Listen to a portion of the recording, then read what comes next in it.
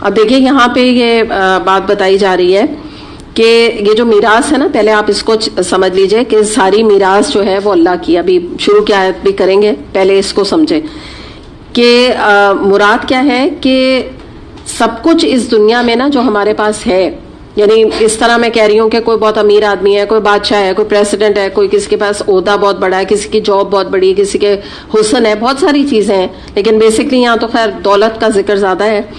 تو بات کیا ہے کہ وہ جو ہے لوٹ کر پلٹ کر اللہ کے پاس سب چلا جائے گا. تو میراث کس کی بھی؟ ساری اللہ کی بھی. تو ہم کس اس میں بیٹھے ہوئے ہیں نا، ہم بچا بچا کے کیوں رکھ رہے ہیں؟ اس سے بڑی بیوقوفی کوئی ہو سکتی ہے کہ ہم بچا بچا کے رکھیں؟ کیونکہ ہماری تو ہر چیز لوٹ کے اللہ کے پاس جانی. کہتے ہیں نا کہ دیکھو حدیث کے مطابق کہ جو تم نے، نبی کریم صلی اللہ علیہ وسلم نے فرمایا کہ جو تم نے کھا لیا وہ ختم ہو گیا، جو تم نے پہن لیا وہ پرانا ہو گیا، ٹھیک ہے، جو تم نے پیچھے چھوڑ دیا مرنے سے پہلے وہ کیا ہو گیا؟ وارثوں کا ہو گیا، اور جو تم نے اپنی زندگی میں آگے بھیج دیا وہی باقی رہنے والا ہے. تو اسی کی مثال یہاں پر بتائی جا رہی ہے کہ تم کس لیے روک روک کے کنجوسیاں کرتے ہو، اللہ کی راہ میں صدقہ نہیں نکالتے، اللہ کی راہ میں تم پیسہ خرچ نہیں کرتے. یہاں پہ جو ہے وہ غریبوں کے لیے بھی نکالنا مراد ہے، اور دین کے کام کے لیے نکالنا. سب سے جو ہمارے معاشرے میں لوگوں کا دل چھوٹا ہوتا ہے اور وہ اللہ کی راہ میں پیسہ نہیں نکالتے ہیں، اس کا ریزن یہی ہوتا ہے کہ وہ اپنے آپ کے اوپر خرچ کرنے کو ترجیح دیتے ہیں. تو اس کے بارے میں حدیث ہم دیکھتے ہیں، یہ نسائی کی حدیث ہے. حرص اور بخل کسی ایمان والے بندے کے دل میں ہرگز جمع نہیں ہو سکتے. ٹھیک ہے، حرص اور بخل یہ دو چیزیں جو ہیں کسی بھی ایمان والا جو شخص ہے نا اس کے اندر یہ چیز نہیں ہوتی ہے. اور اس میں ایک اور حدیث ہم دیکھتے ہیں، نبی کریم صلی اللہ علیہ وسلم نے فرمایا تو میرے محتاج بندوں پر اور دین کے کام کو آگے بڑھانے کے لیے خرچ کر تو میں تجھ پہ خرچ کروں گا. جیسے بخاری نے روایت کیا، یہ کہلاتی ہے حدیث قدسی، یعنی یہ نبی کریم صلی اللہ علیہ وسلم نہیں فرما رہے ہیں، آپ نے فرمایا کہ اللہ تعالیٰ فرماتا ہے کہ تم جو ہو بندوں پہ خرچ کرو اور اللہ کے دین کے کام کو آگے بڑھانے کے لیے، اللہ تعالیٰ کے دین کے کام کو فیسلیٹیٹ کرنے کے لیے. جیسے دینی ادارے ہوتے ہیں نا، تو میں نے آپ کو پہلے بھی بتایا کہ کسی اسٹوڈنٹ کو قرآن کا اسپانسر کر دینا، قرآن کا کورس کرا دینا. کوئی دینی ادارہ ہے، وہاں پہ کوئی پبلیکیشنز وغیرہ میں پیسوں کی کمی ہے وہ دے دینا کہ اسلامی کتب جو ہیں ان میں کوئی سپورٹ کر دینا. کوئی رینٹ پر اگر کوئی ادارہ ہے اس کا رینٹ ادا کر دینا.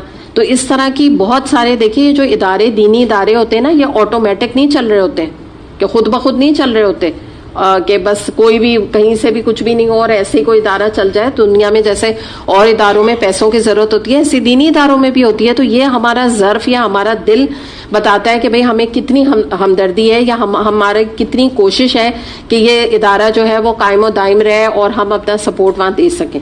تو یہی بات اللہ تعالیٰ نے فرمائی کہ تمہیں کیا ڈر ہے، جو میراث والی بات ہے کہ تم جو کچھ بھی اللہ کی راہ میں خرچ کرو گے تم کرو، میں تم پہ خرچ کروں گا، تمہارے پہ پیسے کی کمی نہیں آئے گی. جو صدقے کا کانسیپٹ ہے آپ کو پتا ہے کہ صدقہ دینے سے مال کم نہیں ہوتا، قرآن نے بھی اس بات کو بتایا ہمیں اور حدیث سے بھی ہمیں پتہ چلتا ہے.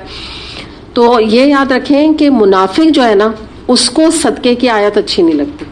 اللہ کی راہ میں خرچ کرنے کی جب بات آتی ہے نا اس کا دل بند ہونے لگتا ہے. وہ کہتا ہے نہیں سب بات کرو، بس ٹھیک ہے قرآن بھی پڑھ لیں گے، کورس بھی کر لیں گے، لیکن اللہ کی راہ میں پیسے دینے کی بات نہ کیا کرو، یہ ٹاپک ہمیں نہیں اچھا لگتا. تو یہ انڈیکیشن ہے کہ انسان کے اندر منافقت ہے. دوسری بات، ایک بات آپ یاد رکھیں کہ جو یہ بات ہے نا یہاں پہ کہ اللہ فرما رہے ہیں یہاں پہ کہ ان کی کنجوسی قیامت کے روز ان کے گلے کا توق بنے گا.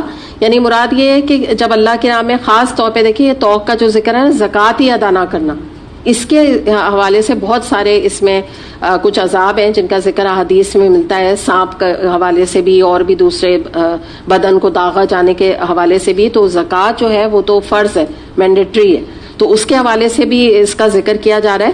لیکن ان جنرل بھی ہم تھوڑا سا اس چیز کو دیکھ لیتے ہیں کہ دیکھیں جو چیز بھی ایک آپ اپنے جس کو کہتے ہیں نا دماغوں میں اس بات کو بٹھا لیں کہ جو چیز بھی آپ اللہ کی راہ میں لگائیں گے نا، چاہے وہ مال ہے، چاہے وہ علم ہے، چاہے وہ وقت ہے، چاہے وہ آپ کی کوئی صلاحیت ہے، کوئی کیپیبلٹی ہے، کوئی علم ہے، جو چیز بھی آپ لگائیں گے آپ یاد رکھیں اس چیز میں اللہ برکت دے دے گا.